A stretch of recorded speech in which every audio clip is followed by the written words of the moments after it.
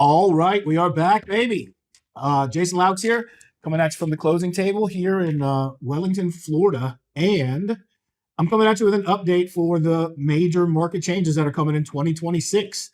So let's bring you up to speed. What happened in 2025? Well, in 2025, we saw the end of the foreclosure forbearance programs from the COVID era and 2021 and 22 when people were falling behind on payments.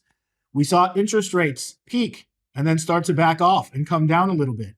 We've seen multifamily, that's apartments, high density, 100, 200, 300 unit buildings. We've seen rents go soft in multifamily marketing.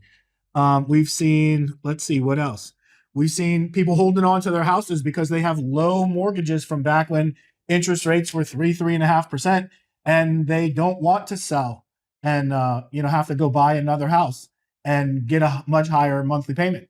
We've seen a lot of headwinds in the real estate market, making things a lot tougher for folks. And we've seen that rising kind of stop. In some places, it's even started to go down a little bit.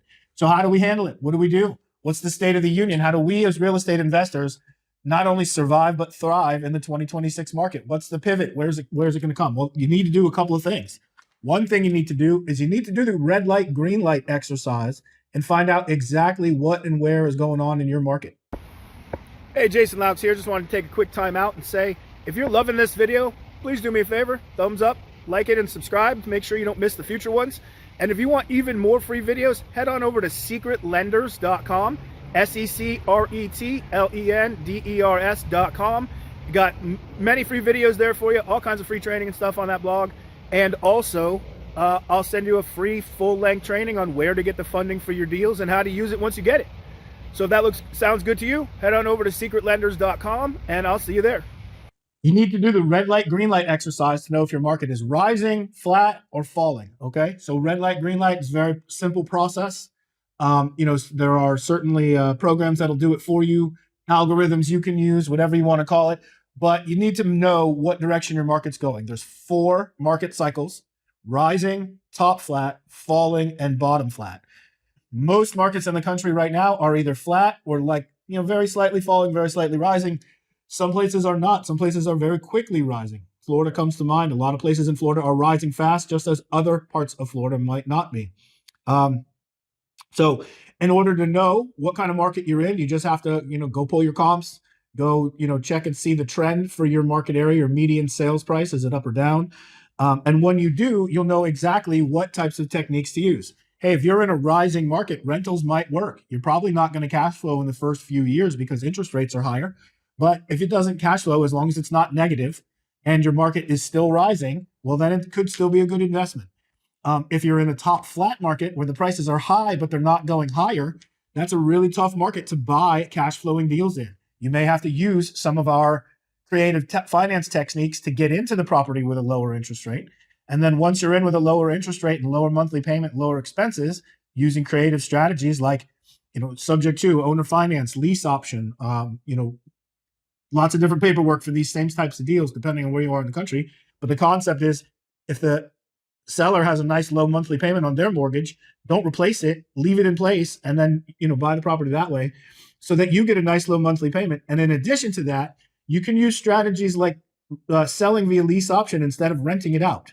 So if you rent it out, you're going to get first, last, and security. And right now, rents are not that high. But if you find a buyer who needs help to buy, and it's going to take them 12 or 24 months to get to the position where they need to buy, where they're able to buy, I should say, they'll give you an upfront deposit. They'll pay a generous monthly rent. They'll take care of all the maintenance. And just like that, your monthly cash flow quadruples and you get a big fat check up front. So if anything does go wrong, you've got the money to handle it. And you don't get that from normal rentals in the first few years. Top that off with the humongous number of foreclosures. It's rising fast. Foreclosures are up 23% fourth quarter 2025, over fourth quarter of 2024. And as we go into 2026, it's going to be even more. It's not getting less, it's getting more. It's a convergence of 4 different factors. One factor is rising interest rates. In the past, when interest rates were going down, if people got into trouble, they would refinance, get a brand new loan that's not in foreclosure, and they could still afford the payment because the interest rate was going down. Now that the interest rate is going up, they can't do that. The banks won't make them a loan because they can't even afford the lower payment that they already have. There's no way they're going to afford a more expensive payment. So people cannot refinance and get out of it. That's one thing because of interest rates. The second major market factor in the foreclosure business is that for all the government-backed forbearance programs are gone. They're all over. So all the COVID era assistance is over. It all ended in 2025. And we're just now seeing the repercussions of that, where people who were not making payments for a long period of time, or were making half payments or quarter payments, now all of a sudden their properties are all going into foreclosure at once. That's bringing prices down. At the same time, we've still got buyers. So the great thing is there's lots of deals out there for us. There's lots of those low interest rate loans that you can take over from people, take over the payments on. And so you can tap into that equity, tap into, low interest rates. And there's a lot of people with a lot of equity that can't get out of the deal, that need our help to not lose everything, to stop the foreclosure, to fix the situation. And that's what we do. We help people and get paid to do it. All right. The third thing that is driving tons of foreclosures right now are natural disasters. Remember, it's just about a year ago, there was 2 hurricanes, a bunch of wildfires, and I mean, half a city burnt down or half of not a city, but a area in California burned down. Well, those thousands of mortgages from all of those properties, there's a lot of people out there who got a, big fat insurance check in their hand, and they don't want to spend it on the property. Well, that's great for folks like us who like to buy low, fix them up, and sell high for a big fat profit. Okay. So in those market areas, there are tons of properties that are behind on payments, tons of properties that are in pre-foreclosure, tons of properties that are headed for auction, and tons of properties that have already been foreclosed on. And the fourth thing driving even more foreclosures up right now is that the market has cooled off. As interest rates rose from 2021 to 2024-ish, we just saw, the payment going higher and higher and higher for the same amount of house, while at the same time, demand was still driving values up, property prices up. Well, affordability is the point at which the monthly payment gets so big that people can't pay it anymore, okay? So we've reached a point where the number of first-time home buyers has gone down dramatically, but it's less than half of what it was 5 years ago, okay? And now at the same time, we've got baby boomers who are selling a property and buying another one for cash. We've got actual cash buyers, people like us who buy them for cash and either rent them out or sell them. There's, more than 50% of the buyers in the market are using government-backed loans with small down payments and relatively easy qualifying. And the government is doing everything they can to get those loans out and working to buoy up the real estate economy. So we have buyers on the buy side. So we've got less people buying for traditional high price houses. Affordability is the key here. If you come across a property that's just super expensive for the area, just know when you do it, it's going to be very difficult to sell in the current higher interest rate environment. However, if you've got affordable houses, clean, safe, nice, affordable houses, the ones that have always moved like that, they're doing great. Okay. And in many markets, they're rising even as the higher price stuff is not. So, definitely keep an eye on that. So what are our opportunities? Well, multifamily also has gone soft. Here's why.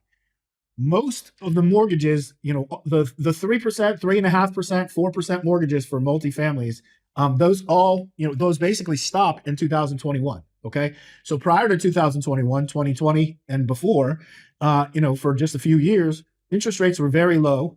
A lot of people got into the multifamily market game because they don't really know the business, but they knew that they could get low enough interest rate that they could afford to make some mistakes for the first few years while rents go up to try to fix the situation. But here's what is catching people now. Typical multifamily, 20 unit, 30 unit, 50 unit, 100 unit, 200 unit financing for those deals is adjustable rates. Adjustable rate mortgages come with a balloon or an adjustment period. In other words, the rate is nice and low, but in 5 years, the rate's going to reset. Well, since those loans are almost all now 5 years or just about to be 5 years old, those rates are resetting now like that. So the rate on the loans is going from 3.5%, 4% to 6.5%, 7% in some cases. And just like that, all the cash flow in the whole deal is gone because the monthly payment goes up dramatically. All right. So, a lot of those multifamily investors are scrambling now to figure out a way to get rid of the property. A lot of them are trying to restructure their loans. A lot of them are realizing, hey, I didn't even do that great when the interest rate was low. I sure don't want this turkey when the interest rate goes up. I'm going to lose money every month. So there's a lot of opportunity right now in the multifamily market. And remember this, if you're going to get into multifamily or any kind of competitive real estate investing, just remember this. When things get harder for everybody else, that's when it's our time to shine. That's when we do really well. So don't wish it was easier, wish you were better. And the reason I say that is because when markets are rising, everybody says, I can't find a deal, I can't find a deal, I can't find a deal. It's too competitive. When markets go flat or start even to dip a little bit, everybody says, oh, I don't want to buy anything. I'm afraid to buy anything because what if I get stuck with it and I can't sell it?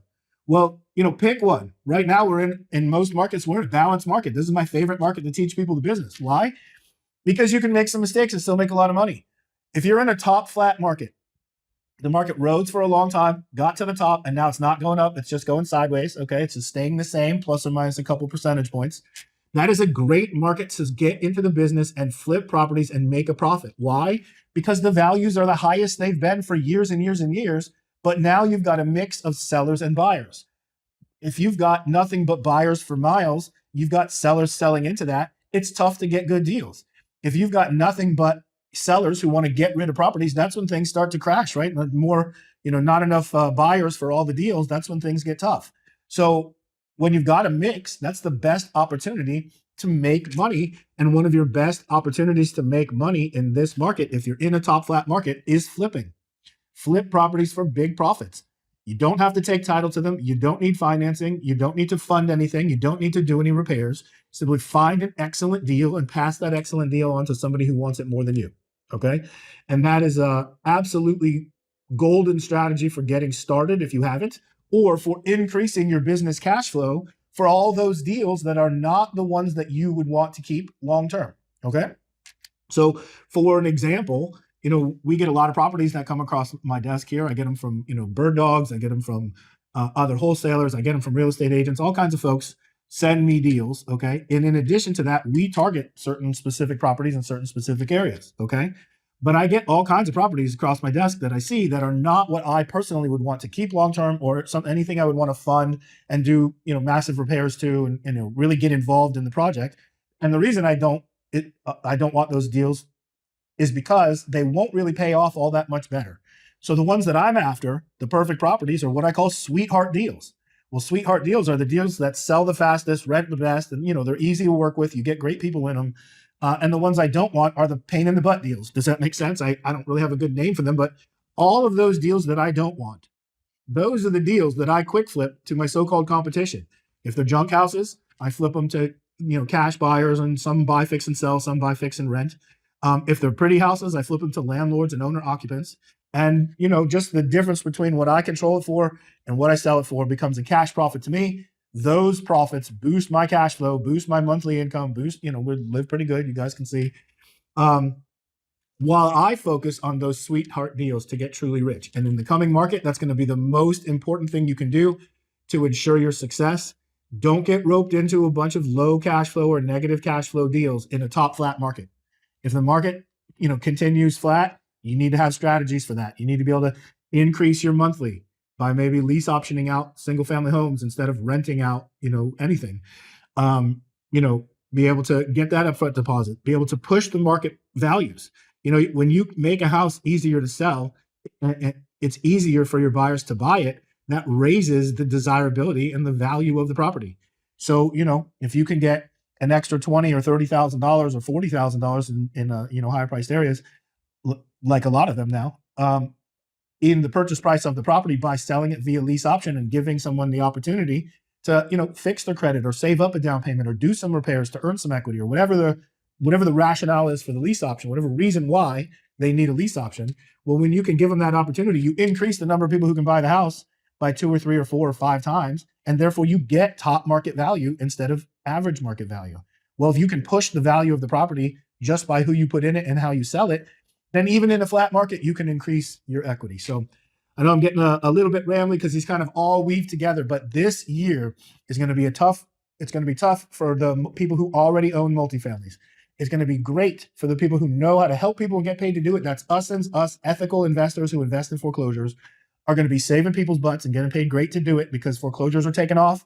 The profits per deal are humongous. The underlying financing is inexpensive if we need to stop a foreclosure and take over payments or something like that. And with all of our competition now desperate to, because the interest rates are so high, they can't really pull off cash flows. It makes our lives easier on the buying side. Okay. All right, everybody. So that's that's the new normal here in real estate. I'm glad to be back. It's been a little while since I did one of these videos for you.